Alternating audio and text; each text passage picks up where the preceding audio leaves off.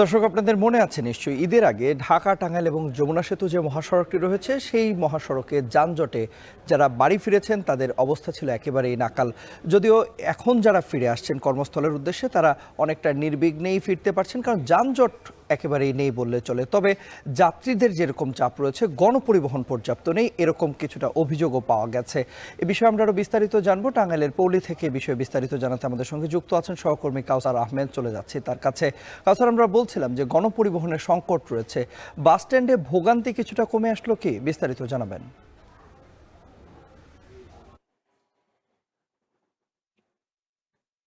গণপরিবহনের এখনো ব্যাপক সংকট রয়েছে। যে পরিমাণ যাত্রীর চাপ রয়েছে সেই তুলনায় গণপরিবহনের সংকট রয়েছে। আর এদিকে আমি Elenga bus stand, Tangail bus stand, Nagar Jalpai bypass, Rabna bypass সহ গুরুত্বপূর্ণ এলাকায় যেখানে যাত্রীরা বাসে উঠেন এবং বাস থেকে নামেন, আমি সেই সমস্ত এলাকা ঘুরেছি। আমি দেখেছি যে কেউ কেউ 1.5 থেকে 2 ঘন্টা যাবত তারা বাস বা গণপরিবহনের জন্য অপেক্ষা করছেন। তবে তারা বাস বা গণপরিবহন না পেয়ে জীবনের ঝুঁকি নিয়ে খোলা ট্রাক, কেউ পিক আপ, আবার অনেকেই বাসের ছাদে করে তারা কর্মস্থলে ফিরছেন। এতে করে তারা বলছেন যে একদিকে যেমন তাদের প্রচন্ড রোদ ও ভ্যাপসা গরমে যেমন কষ্ট হচ্ছে, ঠিক তেমনি তাদের কাছ থেকে কয়েক গুণ বেশি ভাড়া আদায় করা হচ্ছে।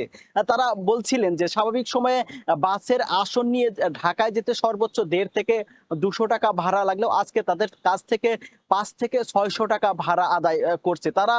কিন্তু ঈদের আগেও একই অভিযোগ করেছিল যে বাড়তি ভাড়ার বিষয়ে। তো এই বাড়তি ভাড়া নেওয়ার বিষয়ে বারবার অভিযোগ করা হলেও জেলা প্রশাসন বা পুলিশ সহ সংশ্লিষ্ট কেউ ভাড়ার বিষয়ে কোনো ব্যবস্থা গ্রহণ করেনি। আর এদিকে মহাসড়কে যানবাহনের চাপ বাড়লেও এখন পর্যন্ত কোথাও কোনো যানজট নেই। তবে সকাল থেকে যমুনা সেতুর টোল প্লাজা থেকে টাঙ্গাইলের নগর জলপাই বাইপাস পর্যন্ত 2টি সড়ক দুর্ঘটনা হয়েছে। এতে করে এক বৃদ্ধ মারা যাওয়ার সংবাদ পেয়েছি আমরা।